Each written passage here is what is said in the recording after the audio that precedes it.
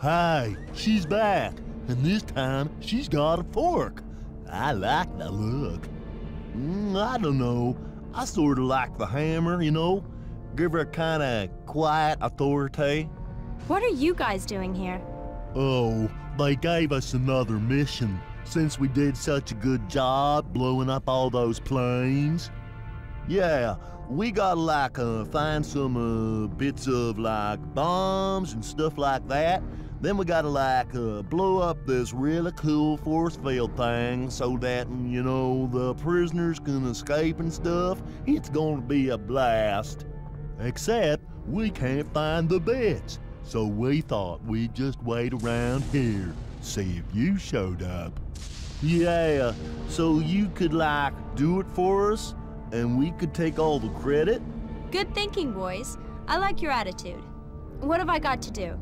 It's simple. Just find 3 bomb parts and take them to Exploding Ed. He's our bomb guy. Then take out the force field. We'd do it ourselves, only we'd get killed. I realize this game doesn't make the most sense, but generally your objectives have some sort of rhyme and reason to them. Why are there just bits of bombs sitting around? Anyway, the quantum tuning fork is the strongest weapon in the game, and we can easily just wipe the easier enemies out of existence with it, which is what I would expect from something called the quantum tuning fork. In addition, we only need 1 smash attack now to deal with the bigger crows, as you saw at the start of the level. So nothing in this area is really going to be a threat to us.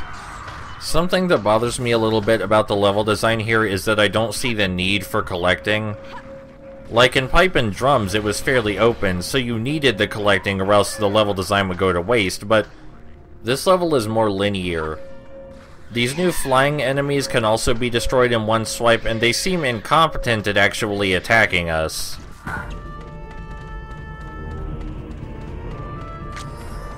Hey, you called Exploding Ed? Exploding's the name, devastation's the game. Could you do something with this stuff? I can balance it on my beak, but if you want a bomb, you're gonna need more than that.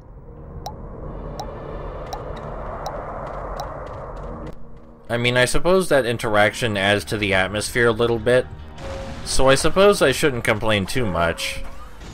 Anyway, the last piece of bomb is in this, I don't want to call it a room, but in this area. This area also has my favorite heart pot in the game, but I do suppose that's not saying much, is it? We're going to get rid of these crows early just so we don't have to deal with them in a moment. It's not like they're a threat, but we might as well get all our ducks in a row. That's the expression, right? I think it is. In order to get the last bomb piece, we have to climb this rock face, with rocks tumbling down it. We're going to make ourselves invincible because that is the easiest way to do it, and I question why this is even a hazard when we have an invincibility spell. There may as well not even be rocks there if you're going to give us an invincibility spell. It can actually be tricky to make this upcoming jump unless you activate the shield magic, but again, we have the shield magic, so no trickiness involved here. There has to be a balance you can strike somewhere. There has to be a way for the spells to make the game easier, but not make the whole game a breeze. See, why couldn't all the bomb pieces have been right there on that 1 platform? Why did we need to collect the other 2 pieces separately? It doesn't really add anything to the game design. This is my favorite heart pot in the game, by the way. As I said, it's not really saying much, but I do like it more than the others because of where it's hidden and what we need to do to get there.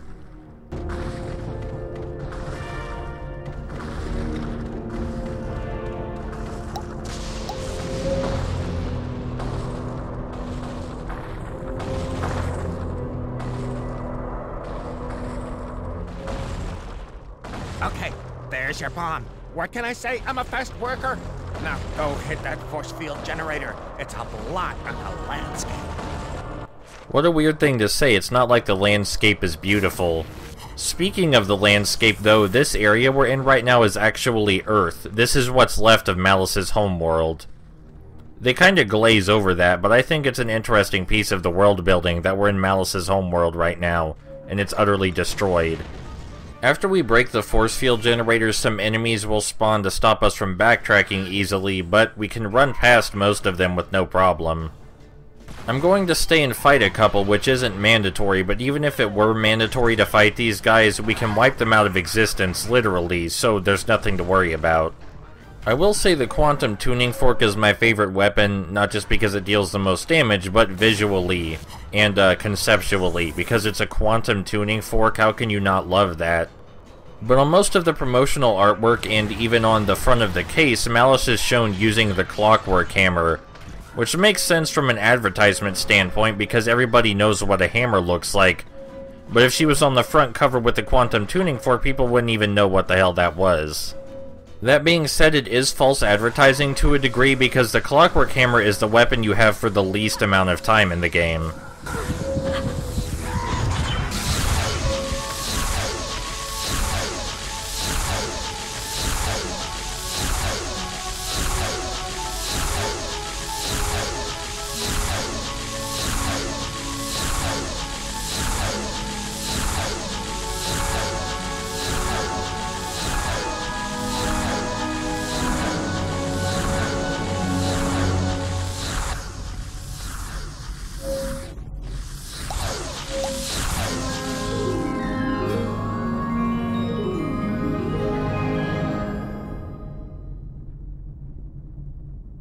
You know, bombing isn't terribly PC these days, but you've got a real gift.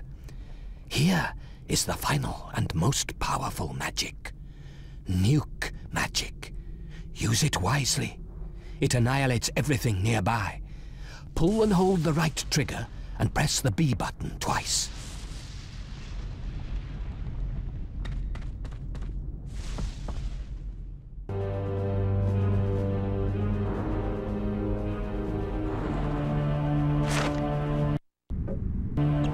Although the Metal Guardian insists that nuke magic is the most powerful magic, it most certainly is not. It's actually the most useless magic in the game. He says it annihilates everything nearby, but unless something is actually rubbing right up against you, it won't die when you use the spell. I'm not even sure if I'm going to use it, it's so useless. Also, I put a reasonable amount of effort into making sure that people don't hear me breathing into the mic in between the sentences. Why can't the Metal Guardian show the same courtesy? You may recognize this bunker from back in the Siren Trees world. We never got to see it shoot at us, but now we do, and you can see it's incredibly ineffective at its job. We are in slightly more danger of getting hit this time because we have to slowly hover back to the other platform, but its aim is absolutely terrible. If there were multiple bunkers, it might actually make this platforming section challenging. You know, the crumbling platforms and being shot at from multiple directions, that might actually be a little difficult. It's a shame they didn't think of that. Again, though, the atmosphere saves the game for me. If the atmosphere were less thick or the game were less weird, I probably wouldn't be Let's Playing it right now. I would still make a long play, though. Let's not get crazy. This level's design in particular is underwhelming. I understand what they were going for with the layout. You ascend from one level to the next, move to the other side of the new ledge, and then ascend to another level again. It's almost two-dimensional in its design, really. You could make it fit in a 2D platformer with only a few adjustments. The cover they made here isn't a bad idea. I assume it's because if you just used the bullet shield magic, you wouldn't be able to deal with the Metal Crow, though it doesn't really pan out. You could still easily turn on the bullet shield magic and run to the Big Crow, ignoring the Metal Crow entirely, so the cover ends up being unnecessary, though I did use it to demonstrate it anyway.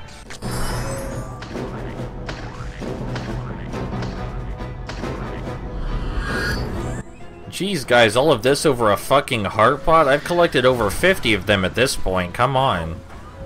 I would love to say this is where the game actually gets challenging, but in case you forgot, we have an invincibility spell, and they put so many mana crystals in the area that, well, there's enough mana here for you to use the invincibility spell 3 times. 3 times. It's depressing because there's clear effort put into the enemy formation, but it just doesn't matter. Now we have our first keycard, and our second keycard. It's not even clear what they're for yet. But it's a safe bet that we're going to want them for something, otherwise why would they be there? It is a real shame I have almost nothing to say about this level. I mean, I suppose they tried to make it more challenging than all of the other levels so far. Maybe some of the developers for this game actually thought this level was difficult, you know? The music and general atmosphere would make you think so, but it's not hard at all. Like, look at this, 5 mana crystals? 5 mana crystals and a single big crow when we only need to use the bullet shield magic once. It's such overkill in the player's favor. There are mana crystals where there don't even need to be any, like completely away from the combat areas entirely, just on random platforms. There are so many mana crystals that I'm not sure you could use enough magic to justify them all, even if you were spamming it. I wonder if any of the critical reviews at the time of Malice's release actually went into why it's so easy and why the game design messed up any challenge the game could have possibly had. In my experience though, professional publications tend to talk less about the game design and more about how the game comes off. Like whether they found it enjoyable, what their impressions are, and whether they think consumers will find it enjoyable. They don't really talk about whether the game design comes together. And that makes sense because game reviews are a product for a product. People want to know whether they'll like the game, not whether it's well designed. To be fair, there's significant overlapping, you know, a lot of people only like games that they think are well designed. But for the average consumer, I think that's either secondary or not a concern at all. They mostly want to know whether it's fun and whether they'll enjoy playing it personally. And there are certainly times when large quantities of people enjoy a game with terrible design or almost no design at all just because it's fun. And that's not a bad thing, but I want more people to look at this string of mana crystals and say, what the fuck were the designers thinking, like I am right now. Now beware. You've met this cowardly fella before, but he seems to have gained some extra powers. Hey, Skullboy. You seen a kind of juju freak anywhere around here? My fort's got an appointment in his neck. Oh, don't say you don't recognize me, girlfriend. Juju, man? Like, duh. You got a new look. Don't want to disappoint you, but that electric chair thing is so last season. Laugh it up, Carrot Top. You're gonna be tittering out the other side of your mangled little butt after you've gone a couple of rounds with the all-improved Juju Man. All improved? Looks like you died of rat poisoning. Hey, don't bug me, Mama. I'm still working on the look. And this includes not hiding behind wimpy henchmen? Not really. I just kind of killed all those guys. You killed your own henchmen? Dude, what is wrong with you? It's a bad guy thing. You wouldn't understand. Come on, let's mix it up. I'm feeling evil and kind of frisky. That is probably my favorite interaction between two characters in this entire game. Absolutely. I'm not sure you could write any better dialogue than that for this game. I'm not sure it can be done. Anyway, the Juju Man moves too fast for us to use our damage multiplier, so we just have to chase him around and hit him with our normal smack. That's basically the Juju Man's entire gimmick, is that he moves really fast, but not fast enough to stop us from hitting him before he can use his own attack. You almost had it, guys. You almost made it challenging, boss. Why don't you try again? I'll give you one more. Look, I'll even help. All you have to do is make him attack slightly sooner. After we hit him enough times, he enters his second phase, and his gimmick is still the same. He runs away and moves really fast. He moves a lot faster this time, so his attacks aren't in vain, and he's only vulnerable when he glows blue after he uses an attack. Unfortunately, the attacks are garbage, like straight up garbage. If you get hit by these and you're not paying attention, they are awful attacks.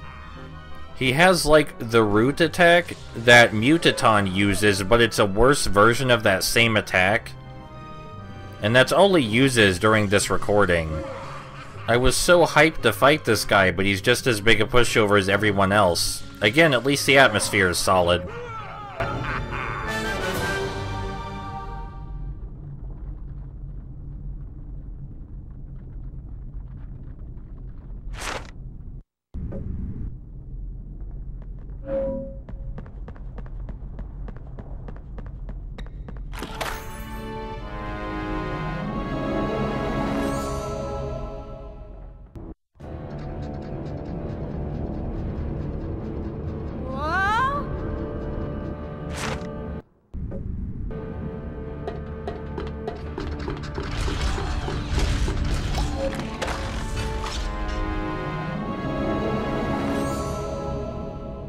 Well, I've detected the final key. But before you seek it out, I have a task for you. An ancient and mighty suit of mecha armor lies broken beneath the ground. Find the pieces, and it will make you unstoppable. Hey! There's mighty mecha armor and you tell me about it now? Do you know how many bullets I've taken? I'm in a t-shirt here. I love when game characters bring up a valid point about the story that's never addressed and they think it doesn't matter because they did it humorously. No, that's an actual plot hole you just joked about and you just don't care, I guess. Anyway, I'll see you for the penultimate level.